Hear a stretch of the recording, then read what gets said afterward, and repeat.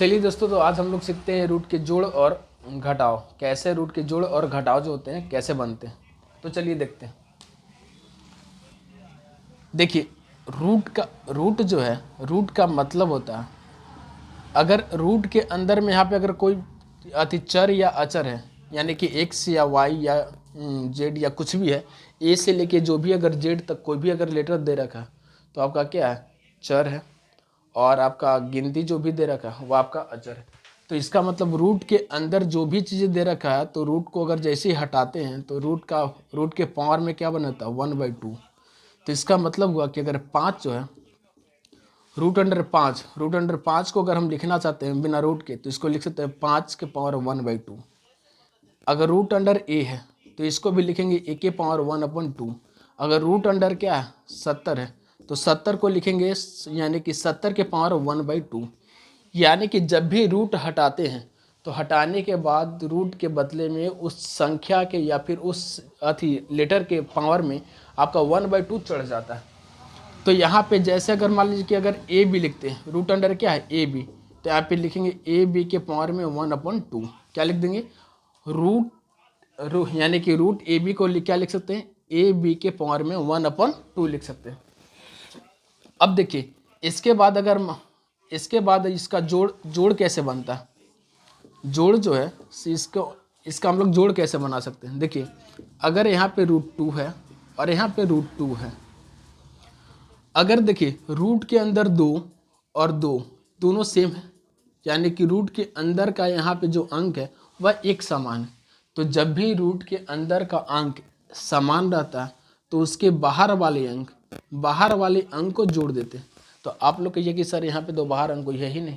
अगर किसी भी रूट के पहले कोई भी बाहर अंक नहीं रहती है तो उसके पहले हम लोग एक मान के लेके चलते हैं। कितना मान के लेके चलते हैं, एक। तो यहाँ पे भी एक छुपा हुआ और यहाँ पे भी एक छुपा हुआ, तो यानी कि बाहर वाले को जोड़ेंगे तो एक और एक कितना हो जाएगा, 2। और रूट में कितना है, 2, तो रूट अंडर कितना हो जाएगा, 2। इसी प्रकार एक देखिए, रूट अंडर यहाँ पे 3 है और रूट अंडर क्या है, यहाँ पे 3 है। यहाँ पे देखिए √3 और √3 है, तो यहाँ पे भी कितना छुपा है, 1। और यहाँ पे भी कितना छुपा है, 1। 1 और 1 को क्या कीजिए, जोड़ दीजिए, तो कितना हो जाएगा, 2 रूट अंडर 3 हो जाएगा। इसी प्रकार मान लीजिए कि यहाँ पे रूट अंडर 11 और यहाँ पे क्या, रूट अंडर 11। तो 11 से पहले आपका क्या, 1 छुपा हुआ है, यहाँ पे भी 1 छुपा हुआ, तो 1 और 1 को क्या करेंगे, जोड़ेंगे, तो कितना हो जाएगा, 2। और रूट में जो संख्या वही लिखेंगे, तो रूट में संख्या क्या है, 11। तो इसका आंसर जो है √11 और √11 को जोड़ेंगे तो 2 रूट अंडर 11, न कि रूट अंडर 22 होगा। रूट अंडर इसका 22 आंसर नहीं होने वाला है। इसका आंसर क्या होगा, 2 रूट अंडर 11। अब इसके साथ देखिए कि अगर यहाँ पे कोई संख्या है, जैसे मान लीजिए यहाँ पे 6 रूट अंडर 7 है और प्लस यहाँ पे 5 रूट अंडर क्या है, 7 है। तो अब यहाँ पे तो अंक दे रखा है, यानी कि यहाँ पे 5 है, यहाँ पे क्या है, 6 है। तो यहाँ पे देखिए रूट के अंदर में जो अंक है वह एक समान, जैसे एक समान है तो बाहर वाले अंकों को क्या करना है, हमें जोड़ना है। यानी कि रूट के अंदर जो अंक है उसको आराम से लिख देना है, उसको कोई दिक्कत नहीं है।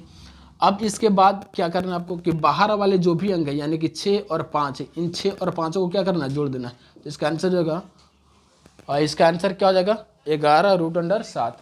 अब यहाँ पे देखिए, यहाँ पे 16 रूट अंडर क्या है, 3 है, और यहाँ पे 12 रूट अंडर कितना है, 3 है। तो देखिए यहाँ पे भी √3 और √3 क्या है, सेम है। तो बाहर वाले जो भी अंक है 16 और 12, तो 16 और 12 को क्या कर दीजिए, जोड़ दीजिए, तो 16 12 कितना हो जाएगा, 28। रूट अंडर कितना हो जाएगा, 3। इसके साथ एक और एग्जाम्पल देखिए, यहाँ पे 24 रूट अंडर कितना है, 5 है। और यहाँ पे क्या है, यहाँ पे मान लेते हैं √5। तो यहाँ पे देखिए इसके बाहर में तो क्या है, 24 है, लेकिन इसके बाहर में नहीं है, तो यहाँ पे क्या मान लेंगे, 1। यानी कि 24 यहाँ से और यहाँ से क्या हो जाएगा, 1, यानी कि 24 से कितना हो गया, 25। 25 रूट अंडर कितना हो जाएगा, 5। यहाँ पे देखिए अगर मान लीजिए कि रूट अंडर 7 है और प्लस 9 रूट अंडर क्या है, 7 है, तो यहाँ पे आपका क्या है, 9 है, और यहाँ पे क्या है, 1 छुपा हुआ है। तो 9 यानी कि यहाँ पे देखिए सबसे पहले आपको ध्यान देना है कि रूट के अंदर यहाँ पे 2 आपका 7, यहाँ पे 7, दोनों जगह क्या है, समान है। तो बाहर वाले अंकों को जोड़ना है, तो बाहर में आपका यहाँ पे 9 है और यहाँ पे क्या है, 1 है। तो 9 में 1 जोड़िए तो कितना हो जाएगा, 10। 10 रूट अंडर कितना हो जाएगा, 7। इसका आंसर क्या हो जाएगा, 10 रूट अंडर 7 हो जाएगा। इसके बाद देखिए रूट अंडर मान लेते हैं यहाँ पे 12, यहाँ पे 13 रूट अंडर कितना 12। तो यहाँ पे भी 12, यहाँ पे भी 12। रूट के अंदर क्या है सेम अंक आ गया। जैसे ही सेम अंक आ गया वैसे आप क्या कीजिए बाहर वाले अंकों को जोड़ दीजिए। तो ये 13 है आपका और ये क्या है 1 है, तो 13 में 1 जोड़िए तो कितना हो जाएगा 14 और रूट अंडर कितना हो जाएगा 12। यहाँ तक आपको कोई दिक्कत नहीं होगा। इसके बाद आगे देखिए, अब क्या होगा कि आप कह सकते हैं कि अगर रूट के अंदर सेम अंक ना हो तब उसका जोड़ कैसे करेंगे। तो देखिए अगर रूट के अंदर में जब सेम अंक नहीं रहेगा, जैसे root under 5 plus root under कितना है 6, जब यहाँ पे सेम अंक नहीं है तो यहाँ पे देखिए रूट अंडर 5 और यहाँ पे 6 सेम अंक तो है नहीं, तो इसका आंसर जब भी रूट के अंदर सेम अंक नहीं रहता है तो उसको हम लोग सेम टू सेम लिख देते हैं। इसका answer root under 5 plus root under 6 ही हो जाता है, ना कि इसको जोड़ करके रूट अंडर 11 लिखते हैं। इसको जोड़ करके रूट अंडर 11 नहीं लिखते हैं।